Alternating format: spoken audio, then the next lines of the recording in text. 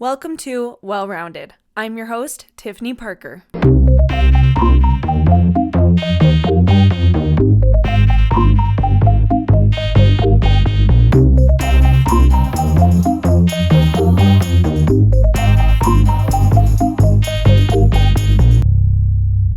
Hello, everybody. Happy Wednesday. I feel like my soul is slowly but surely seeping back into my body.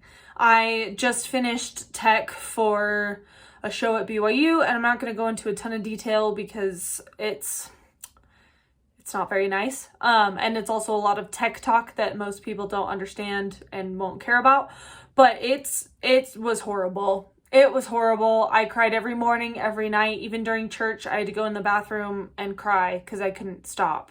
And then I had to make it look like I wasn't crying so I could make announcements after fast and testimony meeting. Like it was bad. Like I was in a very, very bad mental state. And now that the show is open, I'm still not in a great mental state, but I'm in a better mental state and I will take it. I feel like the life, like I said, is slowly coming back into my body. Anyways, other items of business before I get into the main subject, which I'm very excited about, I'm very fired up about. My mother, I think I mentioned this last week, but I do not remember. My brain, the whole last couple weeks has been mush. So, my mother got me a Ninja Crispy, and I'm so excited for it to come because I keep buying Chick-fil-A's chicken, and it's going to make me go broke. And so I'd rather just cook my own and save some money because chicken is not very expensive, but at Chick-fil-A it's very expensive, but it's also very delicious. So I feel like I could replicate it, but I need something other than an oven because cooking chicken in an oven or on a stovetop just does not work for me. It's always gross, it's always rubbery, it's always either overcooked or undercooked, and it's horrible. It's horrible. The air fryer is the greatest thing to ever happen to the chicken community. So, anyways, okay, I just finished listening to, I know I've talked about this book before, but I finished listening to The Subtle Art of Not Giving an F. That book is so good. It is so good. The main takeaways that I got, there's like a lot of stuff in there that it talks about, but the main things that I took away from it that I feel like everyone on this planet should read is it really makes you evaluate and think about the things that you're caring maybe too much about. And he doesn't talk about not caring about anything. I think the title is supposed to be kind of attention grabbing so that you think like, oh, well, you have to care about some things. Yes, he does. And so that's what he talks about in the book is it's like a lot of the things that we stress about and we care about so much are not worth stressing about. He's like, so that you can have he's like, it's important to figure out what's important to you so that you can figure out what's worth giving an F about. And it really made me think about the things that have been stressing me out and the things that I overthink and all that stuff. So anyways, it's very, very good. And as I was listening to it, I was like, many people that I know of should read this book or listen to it. But if you're sensitive to swearing, it obviously says the F word a lot. So if you're sensitive to language, then I'd probably read it instead of listening to it. Because when you read stuff, you can kind of just gloss over that stuff if you wanted to. But yeah, it's a really, really good book. And it's a self-help book that isn't all sunshine and rainbows. And I really appreciate that because a lot of those are just really obnoxious to me. I'm like, okay, but what about when crap does hit the fan? Then what? And so he addresses those things and he talks about like some serious things and like how it changed his perspective on things. So anyways, really, really, really good book. 10 out of 10 recommend. Again, if you're sensitive to language, maybe read it. Don't listen to it because you can't like cut out the F words. So anyways, really good book. And I'm very much on the Audible train now, at least for self-help books. I still like reading a physical book when I'm reading fantasy because it's just more fun and it helps me focus and it helps me escape because I read fiction books to escape my real life. And so it's been a great balance. I've been able to cross off some of my self-help book to be read lists and then have been able to enjoy my fantasy reading better so. Let's see. Okay, now on to the main event, the Holy War. So, BYU played University of Utah this last Saturday, and it would not be my podcast if I did not take a moment to talk about one of the biggest rivalries in college football history. So, here's the thing. I was mixing a show until about, I think the show ended at like 10:30ish for me, and then because I'm not a student, I have keys to all the buildings and stuff, and so sometimes if people finish stuff up before I do, then they ask me to lock up. So sometimes I stay a little bit later than everyone else because I'm working on something, and I needed to prepare some stuff for my student employee for her show on Tuesday, and so I needed to run to the store to grab some things from Winco for Sunday the next day. And so I literally caught the last 2 minutes of the game, which were the best 2 minutes of the game and the craziest 2 minutes of my entire existence, to be honest. So I did go back though, and I did watch the highlight reel. It's like the 10-minute thing that ESPN puts on YouTube all the time. And holy crap, and this isn't gonna be a long episode, but I had to share some thoughts because I've been seeing things all over the internet now since that game. And I'm going to share my thoughts, and I'm going to roast University of Utah a little bit because they deserve it. So let's see. First things first. So my brother, dad, and I have a text thread that we use almost pretty much exclusively for football, but they are currently helping me with my car situation, which is still stupid, in case anyone was wondering. Still in the market for a $1 Ferrari or Corvette or whatever that I can sell my key, that I can trade my Kia for. But yeah, my brother and dad and I have a text thread, and I told them earlier that day, I was like, I'm going to be mixing shows all day, so please keep texting on this thread. I'm going to mute the thread so that all of my devices don't go off, because I use my iPad to look at my script. So when we're mixing a show, we have to follow a script. Hello. And we have notes in there of like when to take cues, what numbers our microphones are on, like all this stuff. And it's super duper important. Like we have to have a script. It doesn't have to be on the iPad, but I think the iPad is easier and more efficient because you can make notes, and then if you have to change something, you don't have to erase it. You can just erase it with your pencil on your iPad, and it's a lot cleaner and stuff, and then you can share it between a bunch of different iPads. So it's just really technologically convenient, whereas like flipping a page, like swiping your finger to change a page versus flipping a page is just so much easier, and I don't need to turn on the console lights. Anyways, but all of my devices are connected. My watch, my Mac, my phone, my iPad are all connected, and I love that, except for times like that. So I muted the family, that thread, and told them to just keep texting on it and give me updates there, and I'll unmute it when the show is over and read them all. And so I did, and it was so fun. I still felt involved, and I still felt thought of, because they're like, Tiffy, BYU just scored a 94-yard return or whatever, or something like that. And so it was fun to read that after a 2-show day. So that was really nice. And so I read all of that stuff that they were talking about, and I was reading like, oh no, this game is over by now, and blah, blah, blah, because we were not playing well apparently. And so then I started responding to all the texts, and then those last 2 minutes were nuts. So let's see. So this comeback was like a Super Bowl level comeback, okay?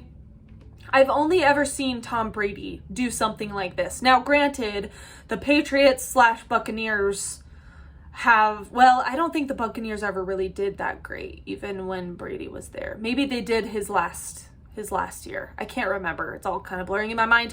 But like, obviously the Patriots played better than BYU was playing, because as my brother likes to put it, they were playing like confused high school football kids, which is really funny, and I can picture exactly what that looks like in my head.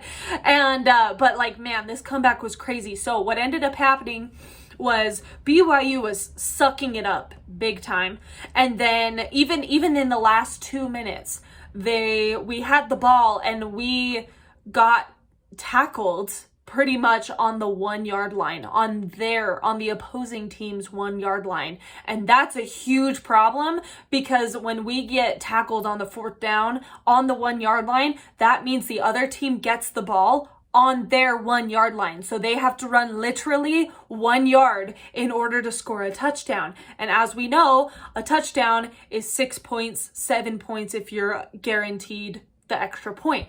And so like, that's a huge freaking problem. Well, the referees called a holding call on Utah and on this Utah player, and then they put it under review, of course, and it stood. Meaning it still passed.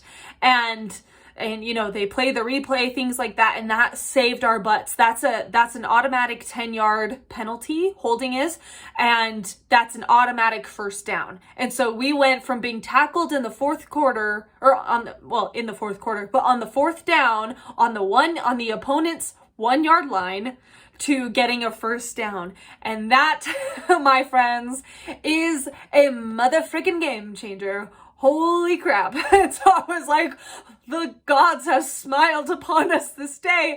It was so crazy. And so anyways, and so then from there, we just kind of marched. Suddenly BYU's decided to show up like the last minute and a half of the game. And so they're marching for a minute and a half, and then we have 4 seconds left. And our field goal kicker takes a field goal and he makes it, and we get 3 points, and we win by 1 freaking point. By 1 point. The final score was 22 us to 21 them. And it was wild. And like, it was beautiful. It was almost perfectly it was almost perfectly in the middle. And so, sorry, I'm getting texts at the same time. But yeah, it was almost perfectly in the middle. Like, it was a stunner. It was beautiful. So the reason why I want to talk about it, though, is because there has been a whole hullabaloo from Mr. Athletic Director Mark Harland of University of Utah, and he is pouting like a child.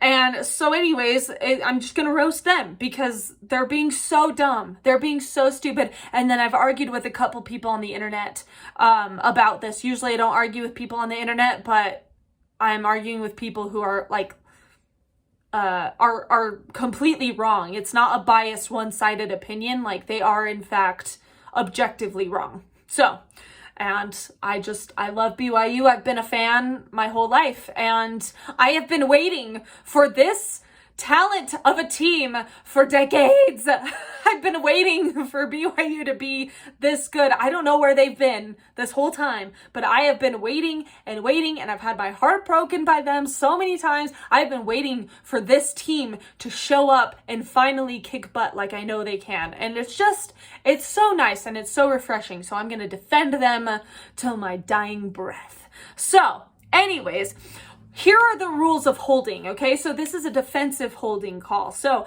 basically, to just put it in simpler terms, things are a little bit more complex than this, but the rules with holding, and I believe this is the same on defense and offense, is you can't hold a player outside of their frame. So the kind of rule is like outside of the armpits, you're not allowed to like hold on to them. And holding sounds exactly like what it sounds like.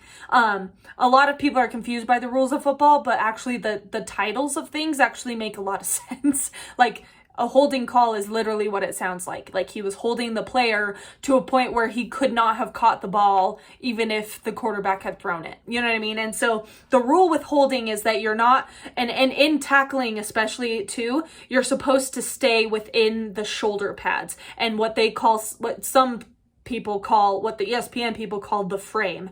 And so what was happening is the Utah player was grabbing and like clinging onto our guy's arm. Like he was holding onto his arm, holding onto his jersey, and like he was kind of like wrapping him up a little bit. And when you're blocking someone, especially a receiver, you're not allowed to do that. You're supposed to just push them, or you're supposed to like guard them and hold on to them within their frame and not get outside of the armpit. So if you're holding their arm, how on God's green earth are they supposed to catch the ball at all? And if that was allowed, then everyone would just hold everybody and no one would catch a pass ever. You know what I mean? Unless you were just faster than your blocker, which in places like the NFL and even college, like these are really incredible athletes. You know what I mean? So it's not like high school where that's actually a really feasible option and you could still get some good passing plays. Like these are all really incredible athletes typically, especially in the Big 12. So yeah, like that rule makes complete sense. And so even the ESPN commentators who like don't probably give a rat's rear end about BYU or Utah, to be honest, they're usually pretty good about being neutral, I think, from what I've heard anyways. I don't watch a lot of college football. I just watch BYU's football. I'm more of an NFL person, so I care more about the NFL, but even they were like, no, that's a good call. Like he was absolutely holding. And so what's killing me about this is how like, so the athletic director is pitching a fit, and you can see Kyle Whittingham is the coach, I think is the name of the head coach of Utah, and then you have your athletic director. And so for BYU, that's Tom Holmoe, I think, is our athletic director. And like they're both upset, which is fair. They just lost like in the last minute and a half, not even the last 2 minutes, because the first 30 seconds of those 2 minutes were horrible. And like everyone thought we were gonna lose, because we probably were. And then their player held and prayers were answered. So what's crazy is they're talking, and so this Mark Harlan is like spouting, he's like, this game was absolutely stolen from us and blah, blah, blah. And he's like, I'm going to go talk to the commissioner and I'm just super disappointed with the refs and this, that, and the other. And so, and it's silly to me because like, it was a very, very clear holding call. You know, sometimes when the players are all clumped in the middle, it's really hard to see what's happening. And it's really hard to tell, like, okay, was that actually holding? Does it just look like holding? Like, no, the receiver was like way out here, and like the two of them, the receiver and the blocker, were like right next to each other, like by themselves. You know what I mean? So it was pretty easy to see, and they got some good angles from the various cameras from it. So that's just completely ridiculous.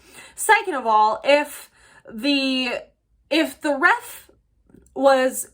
reffing of the game was horrible the whole game, then a call that BYU got in the first half that should also not have been called, because if I remember correctly from the highlights, that there was a holding call of some kind. It didn't show, I don't remember it showing that specific face mask call, but I knew we started 10 yards back and they had said something like that. So, like there was a face mask call that was either, and then I've been reading comments as well, that was either like really, it was like a phantom face mask call or a legitimate one, and it's kind of up in the air. But regardless, that was a call made against BYU that then led to the U scoring a touchdown after that. So my whole thing is that if you're gonna complain about the reffing of the game because of one penalty, then your touchdown shouldn't have counted in the first half of the game, in which case they still would have lost. Like, that's the thing. They still would have lost if all of the reffing had been fair, and if all of the things that shouldn't have been called weren't called, then they still would have lost, because then they would be one touchdown short. You know what I'm saying? And we wouldn't have even needed that field goal to win. So anyways, it's just ridiculous. And I've been reading some comments. I got into it with this guy on Threads, and he was like, and like a lot of people in saying that call shouldn't have been called. Like, that wasn't a good call. And I was like, did you actually watch the game? do you actually know what you're talking about? Because again, this is not a biased BYU standpoint. BYU has a history, and I've seen it with my own two eyes. BYU has the most upsetting history of getting holding calls. Like, we get so many gosh dang holding calls on us. It's so frustrating. And you know what? Not one of the coaches has been like, I'm going to go complain to the commissioner about it, okay? Because, hello, we were holding, okay? You're not allowed to hold in football, all right? So it's just like, so again, it's not a bias like, oh, I love BYU, so I'm going to like overlook things. Like, no, he was legit like grabbing on to half of his body.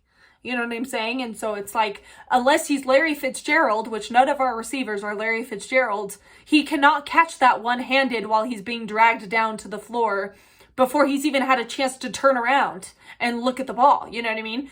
So anyways, it's really funny to me. And these people are like, yeah, that I'm with coach, like that shouldn't have been called. I'm like, okay, then you know nothing about the game of football, because if it was reversed and we had gotten that holding call and we were doing that, like I would have been like, we can't hold. We cannot hold like that. That is against the rules. And in my opinion, that is a very good rule. That is a rule that makes a lot of sense to me. So anyways, I just had to talk about that for a little bit. That's pretty much all I have, is just talking about the Holy War and how it was the craziest 2 minutes of my life. But BYU is now 9-0, which I don't think has ever happened. I know we won a championship all the way back in 1984 because we had to run an event in the concert hall for that. And all of my like arts coworkers, technical arts coworkers were like, this is so silly and so dumb. It's like, why are we celebrating this? I was like, that's because that's the last time BYU won a championship was 1984. So anyways, this is a big deal. This is a big deal, and you don't have to like football, but you just need to support me in my quest of my love of football, because if you have been through the emotional roller coaster that BYU's football team has put me through over the last 15 years or so, you would understand, okay? It's like, this has been crazy, and they're playing well, minus this last game where I was like, what? This is old BYU. Why is old BYU back? I thought we were leaving her in the dust. Like, we don't want old BYU. We want this BYU that like actually plays well and is smart and is motivated and makes good choices and like and like actually cares and tries. Like that's what we want, and that's why we're winning, and that's why we're being successful. Like, we've absolutely kicked butt, and I thought we were going to like get our butts handed to us once we joined the Big 12, because I have never once felt that we were ready to be part of this big of a conference.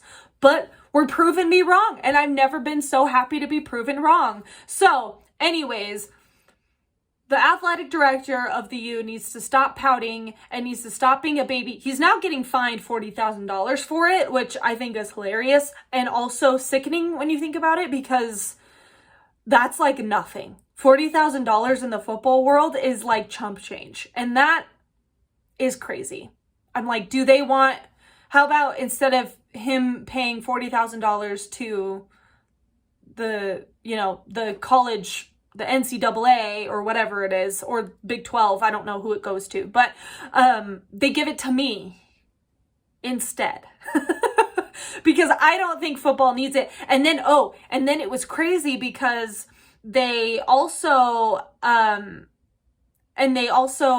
like cut the game short the last 4 seconds because of unsportsmanlike conduct from the athletic director. So like there was a possibility that they could have done something in the last 4 seconds. Like in football, 4 seconds is like a lifetime, is a whole play. You know what I mean? So that was just funny. That was funny. And I was like, suck it.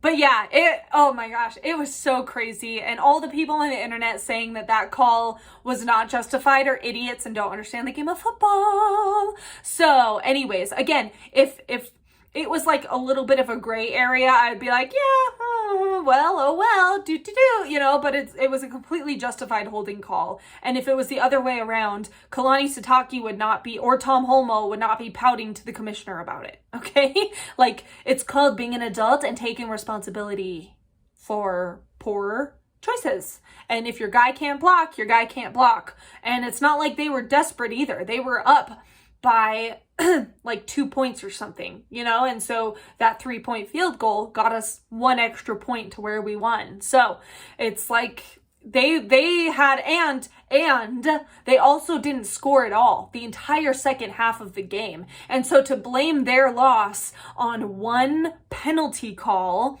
clutch penalty call, I will admit, for sure, for us, but like, you had an entire 24-minute plus, actually technically 2-hour second half of a game to score. And they didn't score at all, like at all. That's how BYU was able to get close, because like we somewhat got our crap together by the second half. And I say like 2 hours because you technically, I think quarters are 12 minutes each, so it's 24 minutes. But, you know, football, it stops every like 5 seconds and the clock stops then. So it's usually, and football games are typically a 3 to 4 hour time commitment every game. And so it's like an hour and a half, 2 hour second half in order. And then you have timeouts. Then you have to, because it was on ESPN, you have to have commercial breaks and stuff like that. So it's like technically 24 minutes, but the clock stops anytime a play stops, pretty much, if it goes out of bounds and things like that. So it's not exact, it's way more than 24 minutes.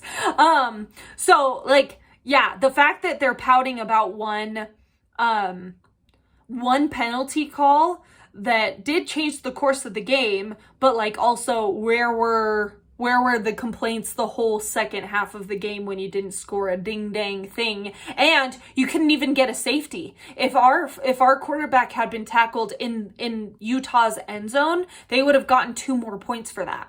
But they only were able to tackle him on the 1 yard line, thank the Lord above.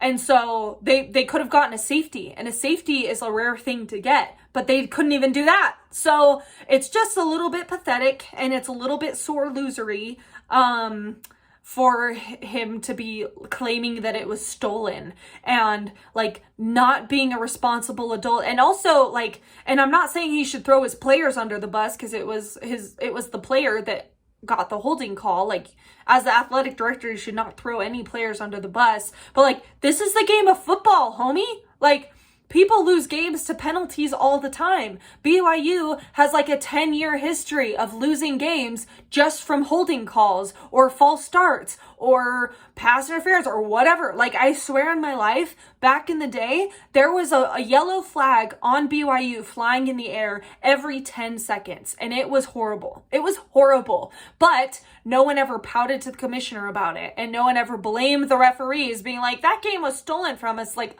no. Your players can't block without cheating. So, anyways, that's my rant about the Holy War. It's tensions are high. I don't take them that seriously. I love a good rivalry as much as the next person, but like, if things get violent or things get hateful or like crazy crap like that is not how I do rivalries. That's taking it too far, especially in college, right? Like, no one's getting paid for this, really, except for, I mean, the coaches are, I guess. So maybe that's why it's high stakes for them. But like, yeah, it's never violent, but it's like, I love a good rivalry and I love a good conquering of the rivalry. And we haven't beat Utah. We beat Utah in 2019, but then we didn't beat them like the previous like 10 or 12 years or something like that. I have a diagram on my phone, but I'm using it to record the video. So, but yeah, so very, very exciting time to be a BYU fan. There is hope, and I'm so excited to go home for Thanksgiving. I hope we beat ASU. ASU is Arizona State University, and so I'm from Arizona, obviously, and I really want to beat ASU. They're the #1 party school in the nation, and I feel like, and we're like the #1 stone cold sober school in the nation. So I feel like that's a really funny mashup to me. That's a really funny matchup, like the #1 party school versus the #1 like sober school. Anyways, the irony is not lost on me. I live for it. So yeah, so I'm really excited. I hope we can keep this up, and I hope we can continue to stay undefeated, and I hope that like this crappy playing from BYU kind of lit another fire under them to play better and to play smarter and all that stuff, because that was exciting. That was a fun 2 minutes, and it's great because I only got to watch the best 2 minutes and I didn't have to suffer through the rest of the crap. So anyways, that's all I have. Go BYU football, and I will see you guys next week. Bye. Remember to tune in every Wednesday for Well-Rounded Wednesday, and please leave a rating and a review.